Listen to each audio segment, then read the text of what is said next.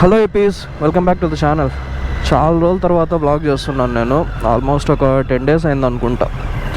So కొంచెం busy ఉన్నాను personal పనులు వీటన్నిటి వల్ల. అండ్ ఇకపోతే ఈ మెయిన్ వ్లాగ్ ఈరోజు ఎందుకంటే మనదేంటంటే బైక్ థర్డ్ సర్వీస్కి డ్యూ ఉంది. అంటే ఫస్ట్ సర్వీస్ వితిన్ 1000 ఉంటుంది కదా, అది పక్కన పెట్టేస్తే దాని తర్వాత 10,000 kilometers ఒకసారి, 20 దాటిన తర్వాత ఒకసారి ఇవ్వాలన్నమాట. సో ఇప్పుడేమో 22,000 అయిపోయింది, 2,000 ఎక్స్ట్రా తిరిగేస్తున్నాము. అండ్ ఈసారి ఏంటంటే నేను హైదరాబాద్లో ఇద్దామనేసి అనుకున్నాను. నేను వినింది ఏంటంటే బెంగళూరు కంటే హైదరాబాద్ చాలా బెటర్ సర్వీస్లో అనేసి వినిన్నాను, మన శివ బ్రో వీళ్ళంతా చెప్పడం అయితే. సో అందుకనేసి హైదరాబాద్లోనే ఇద్దామనేసి నేను బెంగళూరులో ఉన్నప్పుడు 20,000 దాటినా కూడా ఇవ్వలేదు సర్వీస్కి, ఎలాగో హైదరాబాద్ పోయే పని ఉందిలే అని. సో ఇప్పుడు మొత్తానికైతే హైదరాబాద్ వచ్చినాను కాబట్టి బైక్ అయితే సర్వీస్ ఇస్తాను. అండ్ నా దృష్టిలో వచ్చేసి ఇది కొంచెం మేజర్ సర్వీస్ కిందకి ఏమన్నా వస్తుందా అనేది ఒక చిన్న డౌట్. ఎందుకంటే జనరల్లీ మనము బండి ఒక 20,000 to 25,000 kilometers దాకా తిరిగినామంటే మామూలు మన వేర్ అండ్ టైర్ పార్ట్స్ ఉంటాయి కదా, ఫర్ ఎగ్జాంపుల్ బ్రేక్ ప్యాడ్స్, దాని తర్వాత డిస్క్ ప్లేట్స్, లేదంటే చైన్ స్ప్రాకెట్లు, ఇట్లాంటివన్నీ కొంచెము ఎక్కువ వేరైపోయే ఛాన్స్ ఉంటుంది.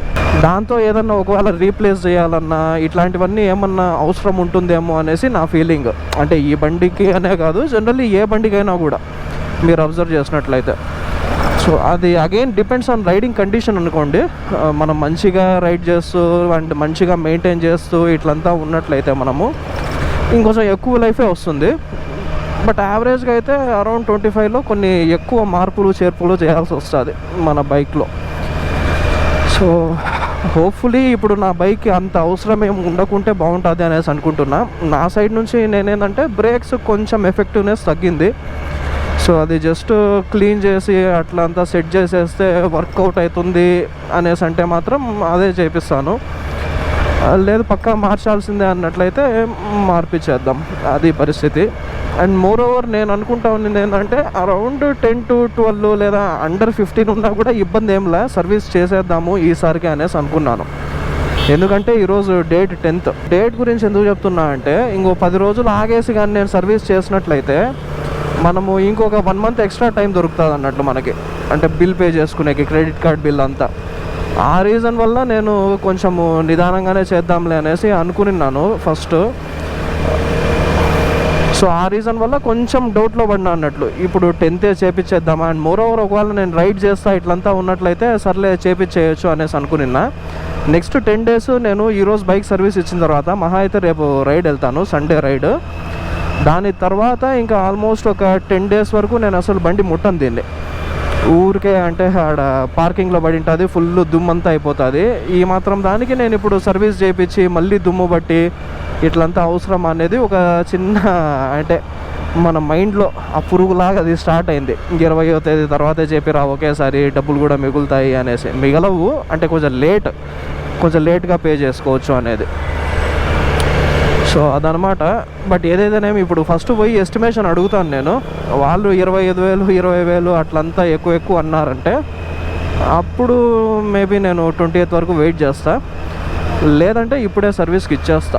అరౌండ్ 10 to 15 కానీ అండర్ 15 అయిపోతే ఇబ్బందే లేదు అసలు. ఐకియా పోవాలని ఎప్పటి నుంచో అనుకుంటాను నేను, ఇప్పటిదాకా పోలా.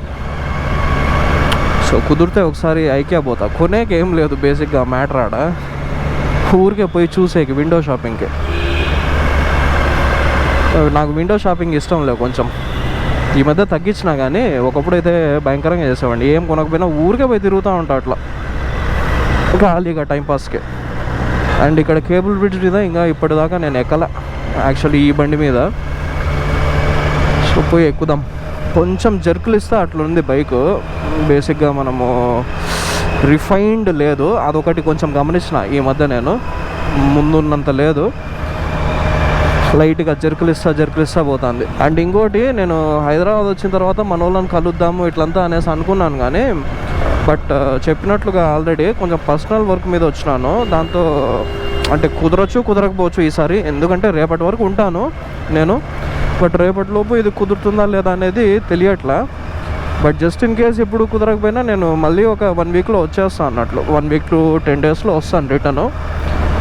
అప్పుడు కొన్ని రోజులు ఉంటాను, మళ్ళీ ఒక 10 days అయితే ఉంటాను ఇక్కడే. సో అప్పుడు కలుద్దాం. నైట్ టైం బాగుంటుందేమో ఇది.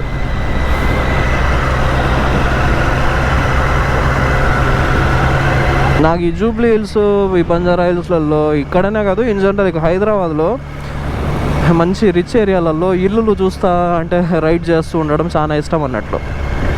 భలే కట్టించుకుంటారు ఇల్లులన్నీ భలే ఉంటాయి. ఇంకొక రీజన్ ఏంటంటే ఇష్టం ఎందుకు అనేది, మంచి మంచి కార్లు, మంచి బీభత్సమైన కార్లన్నీ, పెద్ద పెద్ద కార్లన్నీ వేసుకొని తిరుగుతారు.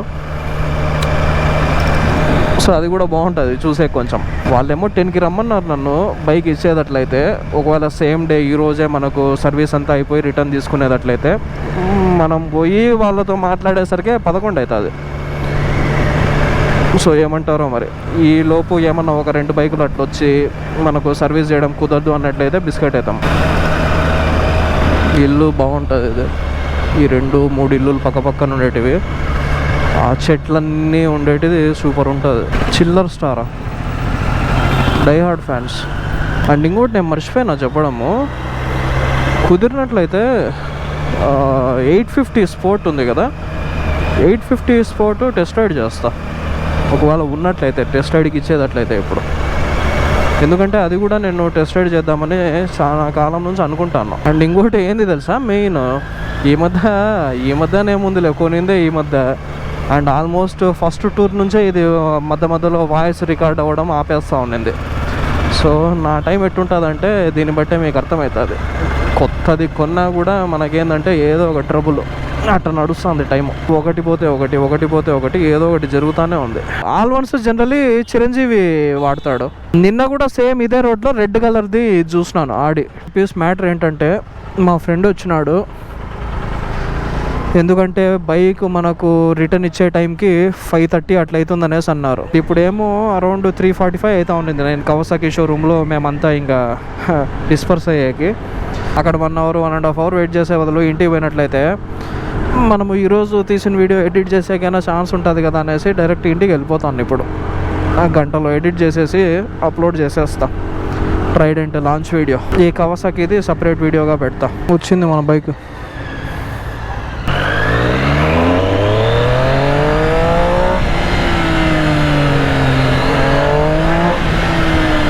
థ్రాటిల్ రెస్పాన్స్ కొంచెం స్మూతే అయ్యిందిలే, కొంచెం జర్కీ ఉన్నింది. థ్రాటిల్ బాడీ మొత్తం క్లీన్ చేశారంట. ఎందుకంటే మనకు 20,000 కిలోమీటర్స్ దాటిన తర్వాత చేసే సర్వీస్లో థ్రాటిల్ బాడీ పక్కా చేయాలా. మామూలు బయట చెప్పడం అయితే ఎవ్రీ 5-6,000 కిలోమీటర్స్ కూడా థ్రాటిల్ బాడీ కొంచెం చెక్ చేస్తే బెటర్ అనేసి. స్పెషల్లీ స్ట్రీట్ ట్రిప్పుల్లో అదొక ఇష్యూ ఉందనేసి అనిన్నారు. మరి అది నాకైతే ఇంతవరకు ఇంపాక్ట్ ఏం పెద్ద ఉన్నిలే. అది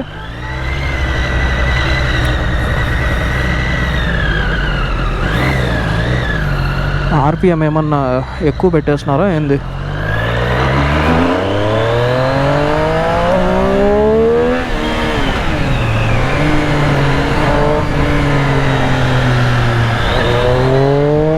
బ్రేక్ ప్యాడ్స్ యాక్చువల్లీ వెనకలది కొంచెము అరిగిపోయినాయి, బట్ స్టిల్ ఒక 500 మినిమం వస్తాయి అనేసి చెప్తా ఉన్నారు. సో వాళ్ళు 500 చెప్పారంటే ఎంత కాదన్నా మనము 1000 వేసుకోవచ్చు. అండ్ మోర్ ఓవర్ నేను అంటే రైడ్స్ ఏం వెళ్ళట్లే కాబట్టి ఒకేసారి నెక్స్ట్ ఏదన్నా రైడ్ ప్లాన్ చేసే ముందు టక్కన వచ్చి మార్పించుకుందాంలే అనేసి అనుకున్నాను. కాబట్టి బ్రేక్ ప్యాడ్స్ చేంజ్ చేపిలా వెనకలది.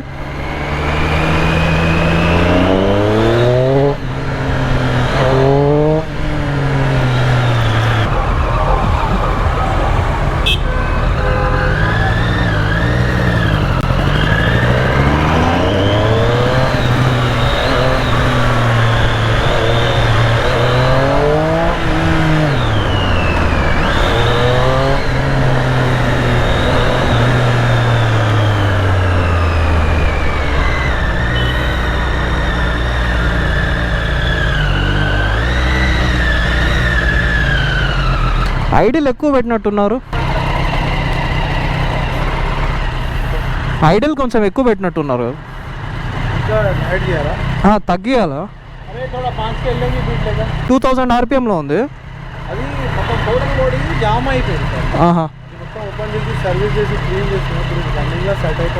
ఓకే, అవును. అది రేడియేటర్ కూడా చూసారా, నీట్గా క్లీన్ చేశారా? ఓకే. అండ్ రేడియేటర్ కూడా ఏమైంది అంటే ఒకసారి బురద అట్లంతా పడింది, వాష్ చేయించారు కదా మొత్తం.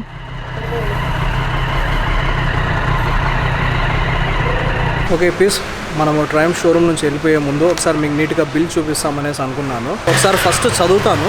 మనకి ఇంజన్ ఆయిల్ వచ్చేసేసి ఒక 3000 అయింది. దాని తర్వాత ఎయిర్ ఫిల్టర్ వచ్చేసి ఒక 2300. దాని తర్వాత ఆయిల్ ఫిల్టర్ వచ్చేసి 700 చిల్లర. దాని తర్వాత స్పార్క్ ప్లగ్ మార్పించాల్సి వచ్చింది. సో వాళ్ళు చెప్పడం ఏంటంటే 20,000 దాటింది కదా, మారిస్తే బెటర్ అనేసి అన్నారు. మరి ఫైన్ అనేసి అన్నాను. నేను కరెక్ట్గా తెలియదు, నాకు డీటెయిల్స్ 20Kకి మార్చాలా, లేదంటే ఇంకా అర్లీగా మార్చాలా, లేదా ఇంకా లేట్గా అయినా మార్చచ్చా అనేది నాకు తెలియదు. మొత్తానికైతే మార్చినాను. దానికి బాగా డబ్బు ఎక్కువైంది, 2300 అయింది. దాని తర్వాత వాషర్, సీలింగ్, ఇవన్నీ వీటికి జస్ట్ ఒక 100 రూపాయలు అయిందనమాట. సో ఓవరాల్ మనకు మార్చిన దానికి ఇట్లా పార్ట్స్ కానీ లేదంటే ఇట్లాంటివి ఏమన్నా మార్చిన దానికి గాను 8400 అయినాయి, ఇంక్లూడింగ్ ట్యాక్స్ అంతా కలిపి.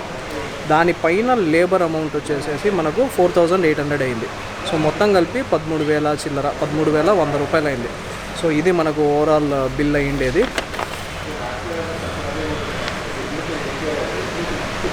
సో ఫుల్లీ కనపడింది అనుకుంటా. ఈ 20,000 సర్వీస్ అనేది వీళ్ళు ఎంటర్ చేయగానే కిలోమీటర్స్ బై డిఫాల్ట్ వచ్చేసి వీళ్ళకు లేబర్ కాస్ట్ ఎంత అనేది పడుతుందంట.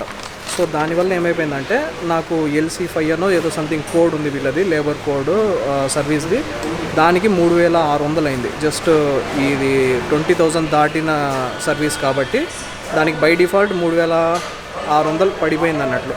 దానిపైన చైన్ క్లీనింగ్ ఒక 300, దాని తర్వాత కన్స్యూమబుల్స్ అవి ఇవి మేబీ మహా అయితే కూల్ అండ్ టాప్అప్ చేసి ఇట్లాంటివి ఏమైనా చేసింటారు, దానికి ఒక 300 వేసినారు.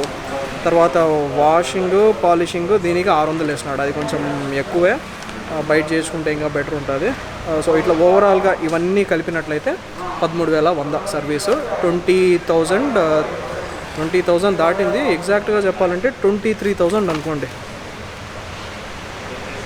22,566, 22566. సో ఇన్నికి మనం చేయించిండేది థర్డ్ సర్వీసు. సో నాకు తెలుసు ఎక్కువ అవుతుందని ముందు సర్వీసుల కంటే కూడా, ఎందుకంటే చెప్పినాను కదా ఆల్రెడీ, కొంచెం వేర్ అండ్ టేర్ లేదా ఇట్లాంటివి కొన్ని ఉంటాయి అన్నట్లు, అంత తిరిగినాం కాబట్టి బండి. So fine, still fine, but next time నుంచి బయట చేయించేకి ట్రై చేస్తాము. సో దట్ ఇంకొక 3-4 వేలైనా సేవ్ చేసిన వాళ్ళం అవుతాం. సో ఆ 3-4 వేలతో మనము పెట్రోల్ పట్టించి బయట తిరగచ్చు, ఏమైనా చేసుకోవచ్చు. 3,000-4,000 మిగిలిందంటే. సో అది పరిస్థితి. అండ్ ఫైనల్ ఇంకోసారి చూడండి, మన ట్రైడెంట్ మార్నింగ్ నుంచి గోలగోలగా ఉండింది ట్రయంఫ్ షోరూమ్ అంతా. నేను ఇదే ఏరియాలో 2-3 సార్లు తిరుగుతూ ఉండినాను, కవాసాకి షోరూమ్కి వెళ్ళినప్పుడు, రిటర్న్ వచ్చేటప్పుడు, ఇట్లాంటివన్నీ. సో ఫుల్ జనాలు ఉండినారు, ఎందుకంటే ఈరోజే కాబట్టి లాంచ్. అన్నిటికంటే మెయిన్ ఏంటంటే బెస్ట్ థింగ్ ప్రైజింగ్. నాకు ఇంకా మైండ్ నుంచి పోవట్లా, ఏమన్నా వదిలినాడా ప్రైజింగ్. అన్ని మిగతా బ్రాండ్స్ కూడా ఇట్లుంటే ఎంత బాగుంటుంది. ఫర్ ఎగ్జాంపుల్ హోండా అంటే వాళ్ళు వదిలేదే బండ్లు తక్కువ, ఆ వదిలినట్టు కూడా ఆగిత్యంగా పెడతాడు ప్రైజులు. అంటే ఇంకోటి ఏంటంటే హోండా అడ్వాంటేజ్ మనకు సర్వీసు చాలా తక్కువ అయిపోతుంది. నువ్వు ఈవెన్ ఆఫ్రికా ట్విన్లు ఇట్లాంటి బండ్లకు కూడా 4,000లో అయిపోతుంది సర్వీస్, నీకు అంత చీప్ అన్నట్లు సర్వీస్. సో అది అడ్వాంటేజ్ ఉంది కానీ, బట్ దాన్ని వాళ్ళు యూటిలైజ్ చేసుకొని, అంటే దాన్ని వాళ్ళు అడ్డు పెట్టుకొని ఇట్లా బైక్ ప్రైజులు ఆగిత్యంగా పెట్టడం అది కొంచెం కరెక్ట్ అనిపించట్లా నాకు. అండ్ మిగిలిన బ్రాండ్స్ కూడా కొంచెం పార్ట్స్ లోకలైజేషన్ చేసి ఏదో ఒకటి స్వామి కొంటున్నాం కదా ఇండియాలో బండ్లు, ముందులాగా లేదు కదా, అందరూ కొంటున్నారు. అట్లాంటప్పుడు వీళ్ళు కూడా ఈ బ్రాండ్స్ కూడా ఏంటంటే కొంచెము జనాలకు అరే వీళ్ళకు తక్కువ డబ్బులో ఇస్తాము అంటే వాళ్ళకు అంటే కస్టమర్ సెంట్రిక్గా కొంచెం ఆలోచించి మనకు కూడా ఎక్కువ ఆప్షన్స్ వదిలి అండ్ కొనేటట్లు మంచి ప్రైజెస్లో వదిలితే ఇంకా బాగుంటుంది అనేసి నా ఫీలింగ్. ట్రయంఫ్ అయితే డెఫినెట్లీ ప్రస్తుతానికి పెద్ద బ్రాండ్స్లో నాకు తెలిసి మోస్ట్ అగ్రెసివ్గా అంటే వాళ్ళ ప్రోడక్ట్స్ని ప్రమోట్ చేసుకోవడం కానీ మంచి ప్రోడక్ట్స్ వదలడం. మంచి ప్రోడక్ట్స్ వదలకోకుండా ఎంత ప్రమోట్ చేసినా వేస్టే. మంచి ప్రోడక్ట్స్, మంచి ప్రైజింగ్ అన్నీ బాగా చేస్తుంది ట్రయంఫ్. సో హోప్ఫుల్లీ ఇది కంటిన్యూ అవుతుంది అనేసి అనుకుంటున్నాను. సో చూద్దాం. సో ఇదొక్కటే కాదు, ఇంకా వేరే బ్రాండ్స్ కూడా మేబీ ఒక డుకాటీ కావచ్చు, లేదంటే ఇంకా మనకు ఆల్రెడీ జపనీస్లో ఏంటంటే జపనీస్ బ్రాండ్స్ పెద్ద కేర్ చేయరు. మా క్వాలిటీ ప్రోడక్ట్స్ ఎట్టున్నా కొంటారులే ఇల్లు అని పెద్ద పట్టించుకోరు వాళ్ళు. సో వాళ్ళు కూడా కొంచెం పట్టించుకోవడం స్టార్ట్ చేసి మంచి ప్రైజెస్లో వదిలితే బాగుంటుంది. సో అది ఇంకా ఎక్కువ దీని గురించి మాట్లాడుకుంటూ పోతే మాట్లాడుతూనే ఉంటా. సో ఇంకా స్టార్ట్ అయితే వెళ్ళిపోదాం. ఆల్మోస్ట్ ఒక 7:30 దాటేసింది టైం ఇప్పుడు. సో బండి ఇప్పుడు నేను జస్ట్ ఒక రౌండ్ పోయేసి వచ్చినాను, కానీ నాకు ఎందుకో ఇంకా కొంచెం డే లైట్లో ఉండింటే బండిని చూసి అంటే ఏమేమి నీట్గా క్లీన్ చేస్తున్నారా లేదా ఇవన్నీ అనుకున్నాను. కానీ ఇప్పుడు ఆల్రెడీ నైట్ అయిపోయింది. అండ్ మోరోవర్ రేపు సండే, ఒకవేళ నేను రేపు గమనించినా కూడా ఇక్కడికి తీసుకొచ్చి వీళ్ళకి ఇవ్వలేను అన్నట్టు. అండ్ రేపు నైటే నేను రిటర్న్ బెంగళూరు వెళ్ళిపోతున్నాను. కాబట్టి చూస్తా, నెక్స్ట్ వీక్ మళ్ళీ వస్తా ఎలాగో హైదరాబాద్కి. ఇప్పుడు ఏమన్నా వాళ్ళు సరిగ్గా చేయనట్లయితే నెక్స్ట్ వీక్ బండి తీసుకొని వచ్చి మళ్ళీ వీళ్ళకే ఇచ్చి మళ్ళీ నీట్గా చేయించుకుందాం. Okay, that's it for today episode. ఈ పర్టికులర్ మనకు అసలు ఇది ఏం బ్లాగో కూడా నాకు అర్థం కావట్లేదు. ఏం బ్లాగ్ ఇది? Service blog. ఈరోజు చాలా చేసేసరికి మర్చిపోయినా అసలు ఇది దేని కిందకి వస్తుంది బ్లాగ్ అనేది.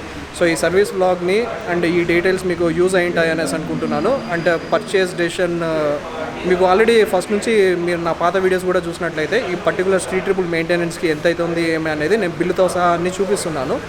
సో హోప్ఫుల్లీ మీకు అవన్నీ మంచి యూజ్ ఉంటుందనేసి అనుకుంటున్నాను. ఆ information decision making Street Triple కొనొచ్చా లేదా అనేది. So that's it episode. See you in tomorrow's vlog. Bye. Okay episode, night time ఇప్పుడు మనము ఈ దుర్గం చెరువు కేబుల్ బ్రిడ్జ్కి వచ్చినాము. సో చూడండి ఎంత కలర్ఫుల్ ఉందో. ఈ నుంచి ఇనార్బిట్ మాల్ ఆ సైడ్ అంతా, అండ్ ఇక్కడ బ్రిడ్జ్ మనకి try colours, Indian try colours బాగా కలర్ఫుల్ ఉంది. ఫస్ట్ టైం అనమాట ఇట్లా లైట్లు వేసేటప్పుడు నైట్ స్పెషల్లీ ఈ బండి మీద రైడ్ చేయడం. అటు సైడ్ నుంచి చూస్తేనే బాగుండేటట్టుంది ఇది. ఇట్లా దీని మీదకి వస్తే ఏమంత గొప్పగా ఏమో బాగానే ఉందిలే, కానీ బట్ దూరం నుంచి చూస్తేనే బాగుంది ఇది.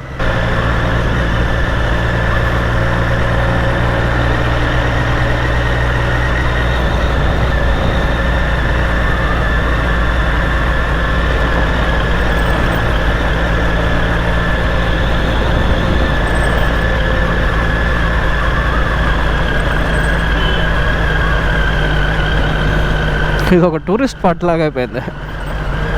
జనాలు ఫోటోలు అంతా తీసుకుంటా ఆగి.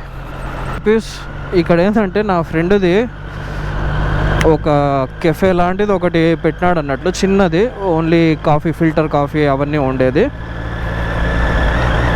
సో అక్కడికి వెళ్తున్నాను ఇప్పుడు. మియాపూర్లో ఉండేది అది. ఇంకా రేపు రిటర్న్ వెళ్ళిపోతున్నా కాబట్టి బెంగళూరుకి జస్ట్ ఒకసారి వద్దాము మనోడి దగ్గరికి, టీ కాఫీ ఏమైనా తాగేసిపోదాం అనేసి అనుకొని ఇట్లా వెళ్తున్నా అన్నట్లు. ఒకవేళ మీరు రావాలనుకున్నట్లయితే కల్వారి టెంపుల్ అనేది ఈ మియాపూర్ దగ్గర ఉంది కదా, అక్కడ మనం డైవర్షన్ తీసుకోగానే కొంచెం ముందరికి వెళ్తే కల్వారి టెంపుల్. సో ఇక్కడ మనం డైవర్షన్ తీసుకొని కొంచెం ముందుకు వెళ్తే రైట్ సైడ్ ఉంటుందన్నమాట. ఇక్కడ కావేరీ ఫిల్టర్ కాఫీ అనేసి ఇందో అక్కడ ఉంది కదా లైట్ వేసి, అదే